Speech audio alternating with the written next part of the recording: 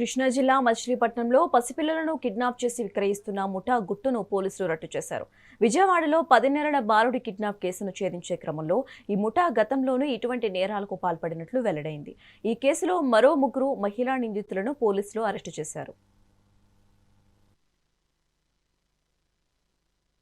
పటమట ఏరియాలో ఒక లేడీని 10 నెలల బాబుని ఆటోలో ఎక్కించుకుని ఆ లేడీని మన కృష్ణా జిల్లా పెనమలూరు బార్డర్లో పెనమలూరు లిమిట్స్లో దింపేసి ఆ బాబును అక్కడ నుండి కిడ్నాప్ చేసి మచిలీపట్నంలో కపుల్కి అమ్మటం, అదేవిధంగా బాబుని 24 గంటల్లో మేము రక్షించడం అండ్ రక్షించి రెస్క్యూ చేసి వాళ్ళందరినీ కూడా ఇనీషియల్గా ఆటో డ్రైవర్ని ఎవరైతే ఇక్కడ కొన్నారో వాళ్ళని అరెస్ట్ చేయడం జరిగింది. దీనికి ఫాలోఅప్గా అక్కడ నుండి వచ్చిన డీటెయిల్స్ ఫర్దర్ ఇన్వెస్టిగేషన్లో భాగంగా ఆ రోజు పార్టిసిపేట్ చేసిన మిగతా 3 లేడీస్ని కూడా ఈరోజు అరెస్ట్ చూపెట్టడం జరుగుతుంది.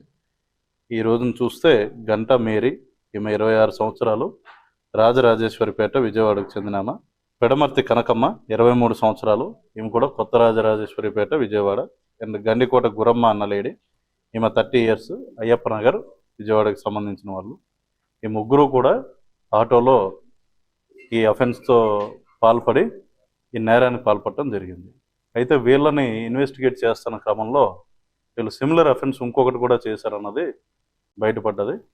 ఆ అఫెన్స్లో ఏంటంటే కొద్ది రోజుల క్రితం ఈ విజయవాడ కనకదుర్గమ్మ టెంపుల్ దగ్గరికి వచ్చిన ఒక లేడీని కూడా ఇదే విధంగా ఏమార్చి ఆమెను కూడా ఆటోలో ఎక్కించుకుని తాడేపల్లి సమీపంలో ఆమెను దించేసి అక్కడ నుండి ఆటోలో ఆ పిల్లోడితో ఉడాయించి అక్కడ నుండి ఫర్దర్గా ఆ పిల్లోడిని కొంతమందికి మా పిల్లోడే అని చెప్పి ఈ లేడీస్, ముఖ్యంగా ఈ గంటా మేరీ, పెడమర్తి కనకమ్మ అన్న 2 లేడీస్ కూడా కనకమ్మ పిల్లోడు అని చెప్పి పెంచుకుంటానికి ఇచ్చేస్తామని చెప్పి వాళ్ళకి ఇవ్వడం జరిగింది. అండ్ ఈ కపుల్ ఎవరైతే కర్ణాటక వాళ్ళకి ఇచ్చారో వాళ్ళకి ఈ విషయం తెలియడంతోనే వాళ్ళు మళ్ళీ బాబుని తీసుకొచ్చి వాలంటరీగా వెనక్కి అప్పగించారు.